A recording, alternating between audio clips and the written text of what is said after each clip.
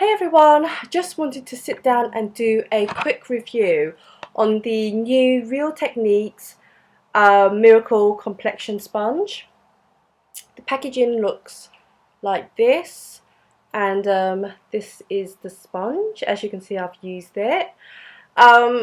Just going to read what they say. It gives high definition results and online tutorials, okay. At the back it says redefine your skin with our Miracle Complexion Sponge. Its versatile design evenly blends makeup for a smooth enhanced finish. So I think this is new or new at Boots, I'm not sure which one, and it's about £6, £5.99, and it's buy one get one half price at the moment in Boots, and if it's not, it's bound to come on again because it's near Christmas. And this is the sponge itself. Firstly, the design. This is just like one of those normal sponges, similar to the Beauty Blender sponge shape, except one corner of it is actually cut straight. And I haven't got the Beauty Blender, so I can't compare it. I've never used it before. I've always been interested in it. However, I've just never justified buying it because of the price. I'm not saying it's not worth it. I've heard it is seriously good. But for me, I'm not a big sponge user.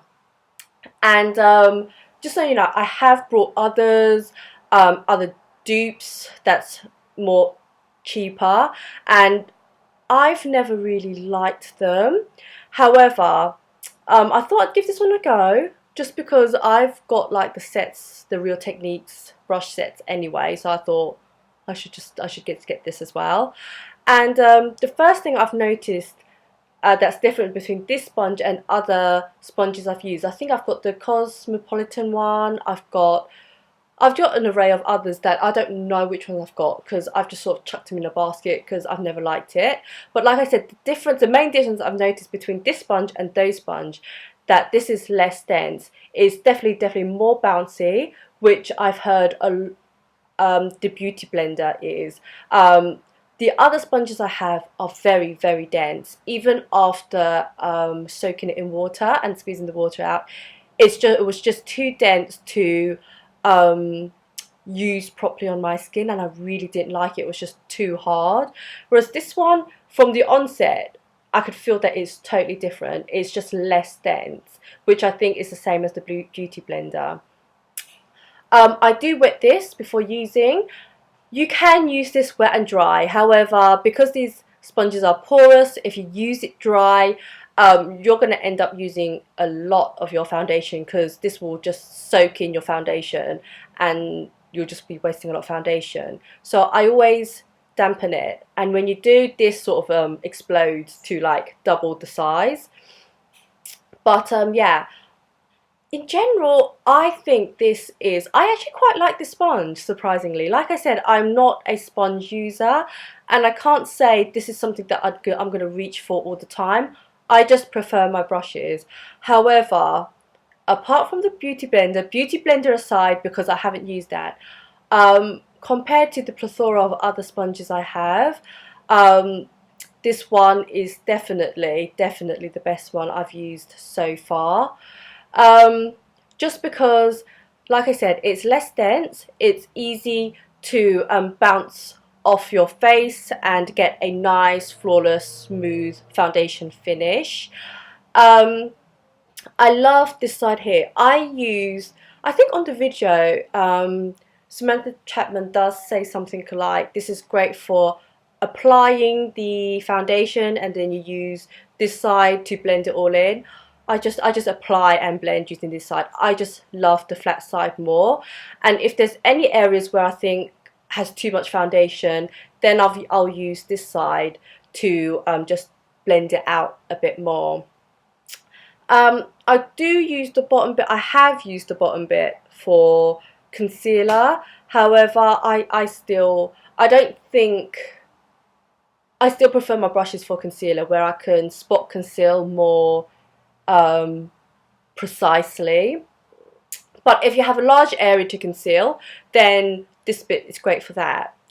Um, One thing I have to say about these sponges is that if you use it damp, you won't get as high coverage as your normal foundation would usually give. Because it's damp, it does shear down my foundations quite a lot.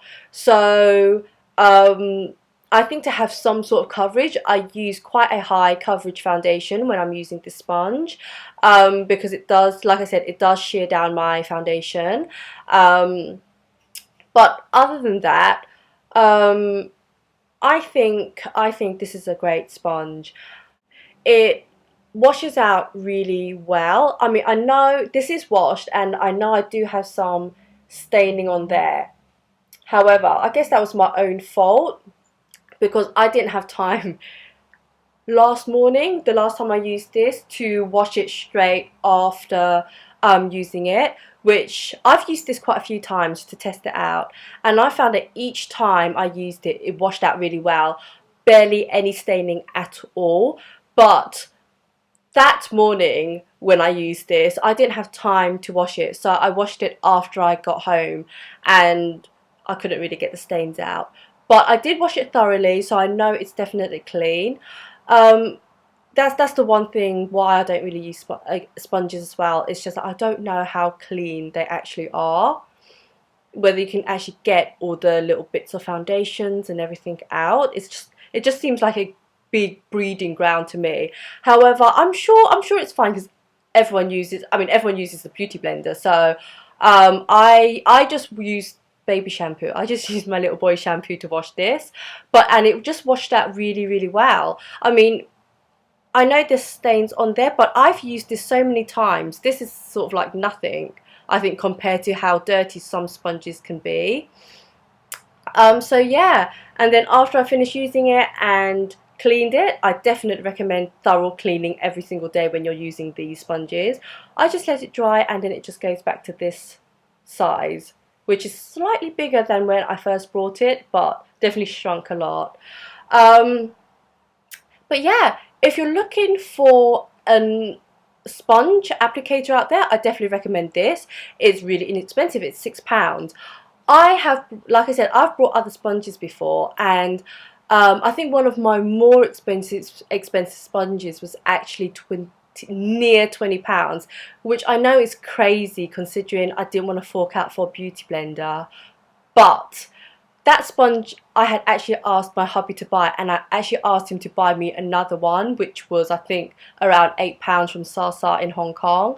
But yeah, he sort of got conned by the assistant to buy the more expensive one, which I didn't want, and I absolutely hate that sponge. So I think compared to other sponges out there and other dupes of the beauty blender, which is around the same price, I would definitely say if you're gonna fork out, if you're gonna buy one around £6, £10, then I would say go for this.